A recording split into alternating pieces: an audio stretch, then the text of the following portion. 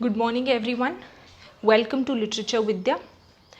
आज से जैसे we had promised we are going to begin a series of lecture on the history of English literature.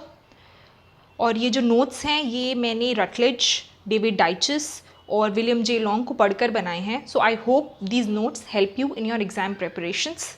So let's get started with the first lecture in the series, that's the Anglo Saxon age. जब भी हम कोई भी as पढ़ना शुरू करते हैं तो सबसे पहले हम बेसिकली उस एज की हिस्ट्री को ट्रेस करते हैं बिफोर ट्रेसिंग द लिटरेचर, कि द पीपल स्टेइंग देयर वो कहाँ से आए, वो पहले क्या करते थे, what were the circumstances that led them here, right? Because it is the history that determines the literature of that age. So let's get started. The Anglo-Saxon invaders came to Britain in the later part of the 5th century. तो Anglo-Saxons जो थे वो Britain में आए हैं later part of the 5th century में and established their kingdom there. और यहाँ पर आकर इन्होंने अपना kingdom establish कर लिया and were the founders of English culture and English language, right? And they founded what we today call as the English culture and English language. It is the Anglo-Saxon invaders that gave England its name, its language and links with Germania, right?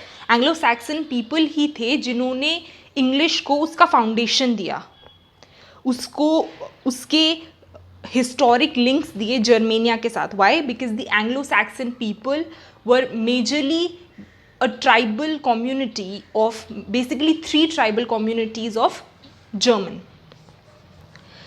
Anglo-Saxons were Teutonic people who disrupted the existing Roman Empire. तो इस समय पता लगता है कि इससे पहले यहाँ पर रोमन्स रहते थे, इससे पहले ब्रिटेन में रोमन्स रहते थे और एंग्लो सैक्सन्स ने बेसिकली रोमन्स को उखाड़ के बाहर फेंक दिया था. और ये जो एंग्लो सैक्सन थे ये एक जर्मैनिक ट्राइब है. अब इंटरेस्टिंग फैक्ट ये है कि ये सब इवेंट होने के अराउंड 400 साल पहले एक रोमन हिस्टोरियन था जिसका नाम था टेकिटस.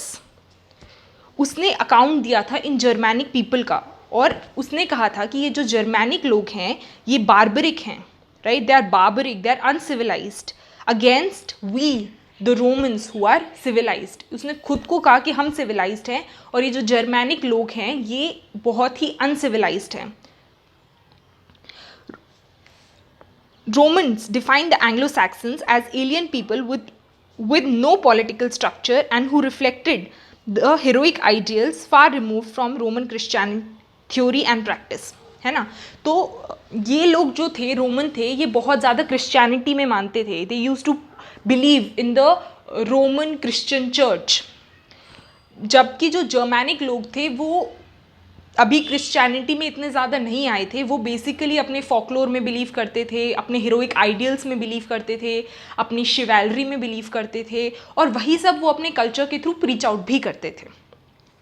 पर अब एक बेसिक टेंडेंसी है कि जब भी कोई भी 2 कल्चर पास में आएंगे, चाहे वो कोई भी 2 लोग हों, बेसिक भी हम लें कि मान लो कि कोई 2 फ्रेंड्स हैं और उन दोनों की टेंडेंसी अलग है, but then they meet each other, they become friends. तो ग्रेजुअली वो एक दूसरे की कोई ना कोई हैबिट तो अपने अंदर ले लेते हैं. ये एक बेसिक टेंडेंसी है कि इसीलिए तो हम कहते हैं कि we should live between the lions, right? ताकि हम वो गुड क्वालिटीज़ को अपने अंदर, वो लीडरशिप क्वालिटीज़ को अपने अंदर एम्बाइब कर सकें. तो वही यहाँ पर हुआ. तो अब जबकि एंग्लो सैक्सन्स यहाँ धावा बोल चुके थे और रोमन्स ऑलरेडी यहाँ एग्जिस्ट करते थे, तो now this 2 communities came in contact with each other. तो अब शेयर क्या होगा? इनका कल्चर, इनकी लैंग्वेज और फ्यूज़, 2 लैंग्वेज 2 कल्चर फ्यूज़ होके कुछ नया बनेगा, right? But still as 2 different cultures came in contact, the gradual fusion of their ways of life and thought took place, right? तो वो so called barbarian लोग और so called civilized people Christian ideals वाले 2 contact में आए, right?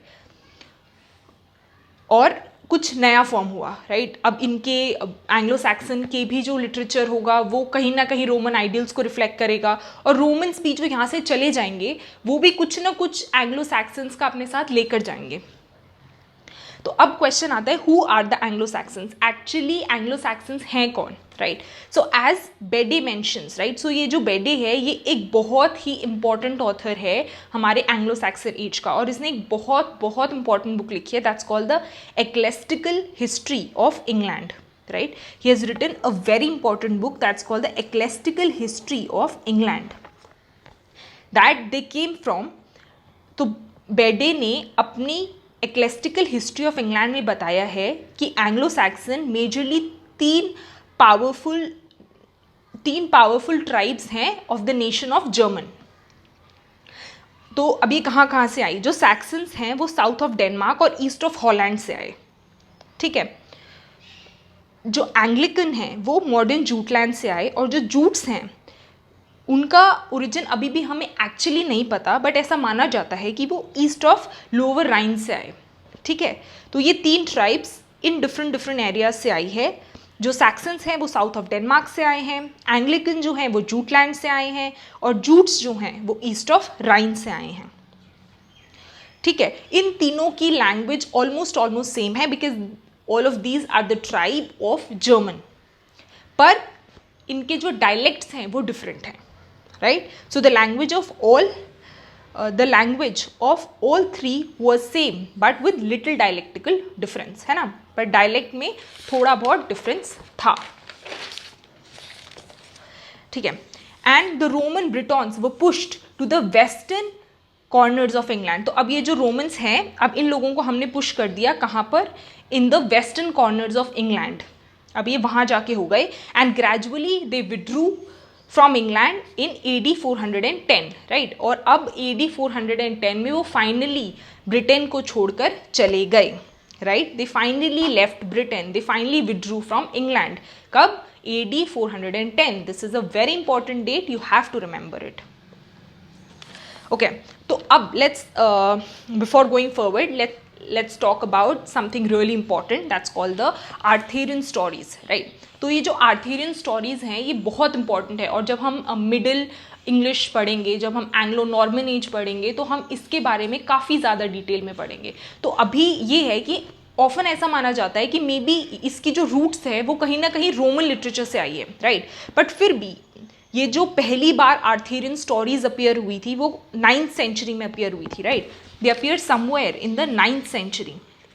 तो अभी तक दिस इज नॉट क्लियर कि whether these Arthurian stories have some Roman origin और not. But it was an English man named Geoffrey of Monmouth, right. एक English man था जिसका नाम था Geoffrey of Monmouth, who first elaborated the Arthurian stories in his Historia Regum Britannia, right. उसने पहला एक English man था जिसका नाम था जॉफरी ऑफ मॉनमाउथ, जिसने पहली बार आर्थरियन स्टोरीज को काफ़ी डिटेल में इलेबोरेट किया था अपने हिस्टोरिया रिगम ब्रिटानिया में. This is a important book and this fact is important. अब एंग्लो सैक्सन लिटरेचर के बारे में बात करते हैं. तो अब हमने बताया था पहले कि जो ये लोग थे, जो एंग्लो सैक्सन लोग थे, बहुत ज़्यादा हीरोइक आइडियल्स, शिवेलरिक आइडियल्स में बिलीव करते थे, है ना. तो उनका लिटरेचर भी यही डिफाइन करेगा. जिस चीज़ में तुम बिलीव करोगे तुम्हारा लिटरेचर भी वही आइडियल्स को प्रीच आउट करेगा. So that is even what they were doing, है ना. उनके भी वही आइडियल्स प्रीच हो रहे थे, ठीक है. तो heroic poetry which was traces of pre-Christian heroic society and the lines and the links of English with Germania, ठीक है. क्योंकि अभी तक क्रिश्चियनिटी एंग्लो सैक्सन्स के बीच में नहीं आई थी, तो अभी भी वो हीरोइक पोइट्री और प्री क्रिश्चियन आइडियल्स के बारे में लिख रहे थे. रिटन इन लैंग्वेज, तो दो लैंग्वेज में मेजरली लिखी गई थी, ओल्ड इंग्लिश में और एंग्लो सैक्सन में, राइट. 2 लैंग्वेजेस में लिखी गई थी, ओल्ड इंग्लिश और Anglo Saxon. The words here is alliterative, stressed, without rhyme and a definite pose, right. अब ये फीचर हैं उस पीस ऑफ पोइट्री के.